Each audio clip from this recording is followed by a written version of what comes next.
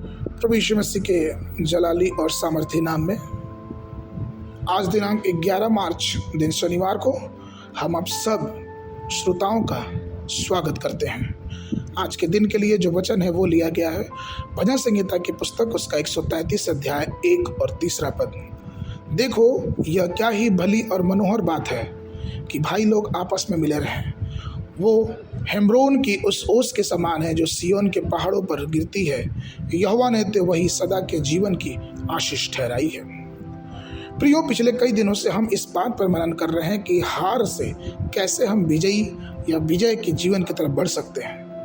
यह एक पारिवारिक जीवन में तभी संभव है जब परिवार में सब लोग एक मन और एकजुट होकर उस महान परमेश्वर से प्रार्थना और दुआ में लगे रहें। यदि आपको विजयी जीवन जीना है, जीवन के हर एक पहलू में, चाहे वो पारिवारिक जीवन हो, चाहे वो ऑफिस के काम में हो, चाहे जहाँ कहीं भी आप काम करते हो या फिर व्यक्तिगत जीवन में हो, हमें चाहिए कि हमें अपने जीवन का मुखिया प्रभु यीशु मसीह को बनाना चाहिए।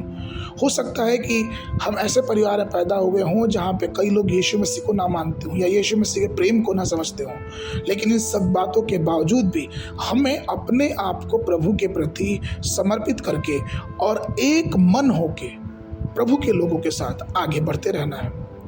एक लाठी या लकड़ी को तोड़ना कितना आसान होता है, लेकिन अगर 4 लाठियों या एक लकड़ी का गट्ठा बना दिया जाए तो कितना मुश्किल हो जाएगा।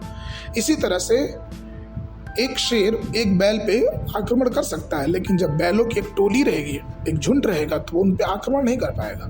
प्रियो, ठीक उसी प्रकार से अगर हम अपने परिवार में अकेले हैं जो यीशु मसीह पर विश्वास करता है, तो क्यों ना हम परमेश्वर को अपना साथी, प्रार्थना को अपना साथी बना ले और उस बहुतायत से हम आगे बढ़ते जाएं।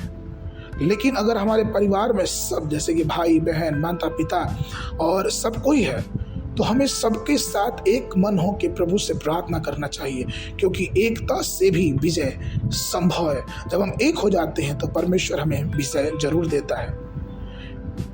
इसलिए हमें चाहिए कि हम परमेश्वर की स्तुति, परमेश्वर के गुणगान एक मन से परमेश्वर की हमद व सिताइश करते रहें। हम पढ़ते हैं नए नियम प्रेरितों के काम उसके 2 अध्याय में कि जब एक साथ लगभग 120 विश्वासी ऊपरी कोठरी में प्रार्थना कर रहे थे तो परमेश्वर की आत्मा आग के लौ के समान उन पे आ गई।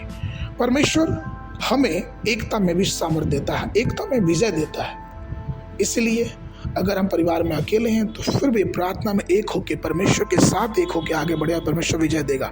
अगर हम परिवार में सब लोग हम यीशु मसीह को मानते हैं तो आइए एक मन होकर बाइबल से प्रार्थना करके, वचनों को मान के आगे बढ़ते जाएं, क्योंकि वो हमारा आगे बढ़ना, एकता में आगे बढ़ना, उस परमेश्वर की मधुर उपस्थिति को, प्रेममय उपस्थिति को हमारे और आपके मन में उजागर करेगा, जिससे हमारा जीवन एक अनुग्रहित और एक विजयी जीवन होगा।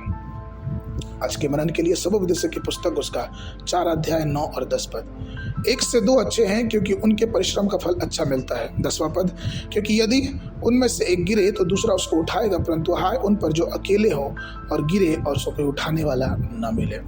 बाइबल अध्ययन के लिए सुबह के समय व्यवस्था विवरण की पुस्तक उसका 14, 15, 16 अध्याय। संध्या के समय मरकुस रचित सुसमाचार उसका 12 अध्याय 28 पद से लेके 44 पद तक। परमेश्वर आप सबको आशीष देवे।